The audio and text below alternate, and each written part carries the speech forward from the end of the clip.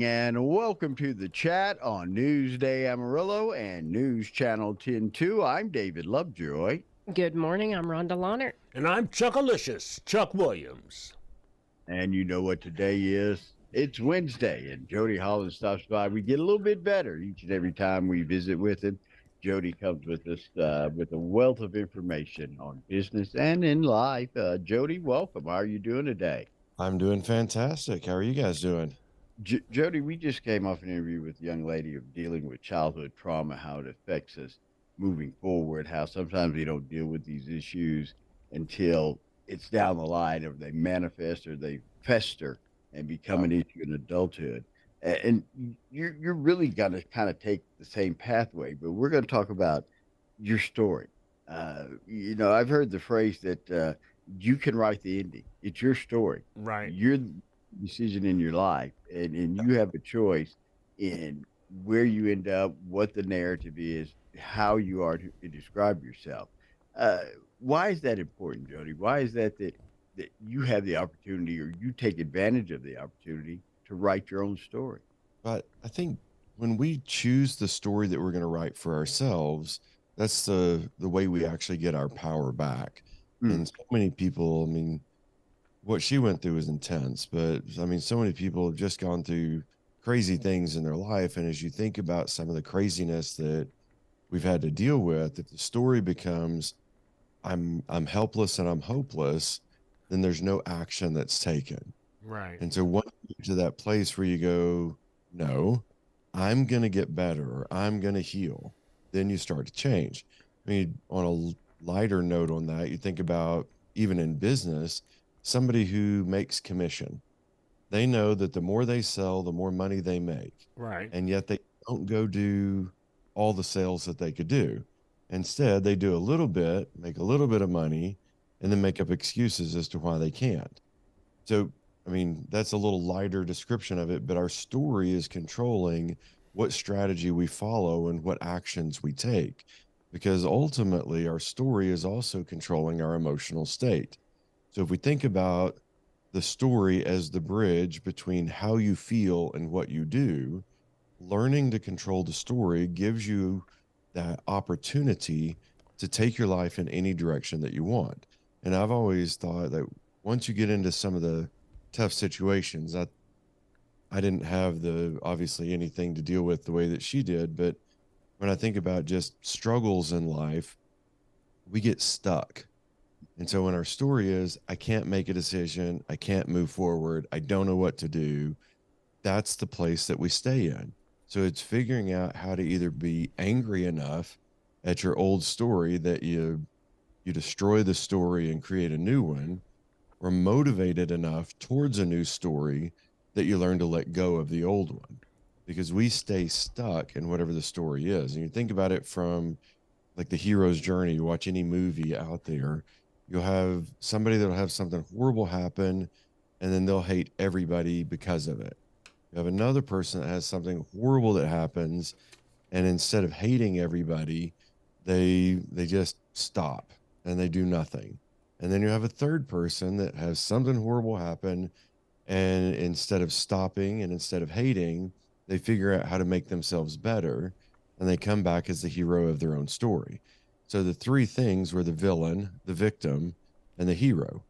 And those all center around the story that we accept about ourselves.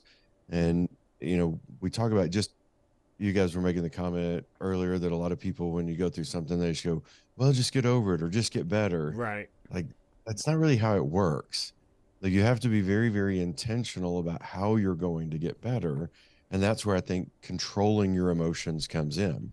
So to control one's emotions, and really, I guess influence is a better term than control, but you have to think about what you put into your mind.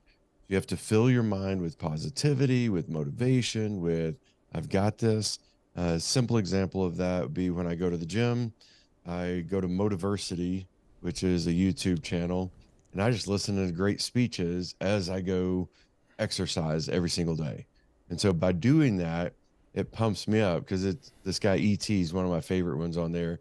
He's just like yelling at you the whole time. You can do this. You've got this. Don't give up. And you're trying to jog, and you're thinking, I'm really tired. I could quit. And then ET's yelling in your ear, you've got this. Keep going, keep going. And so I do think putting good things into your mind is step one. I think step two is you've got to really hold yourself as a happy person.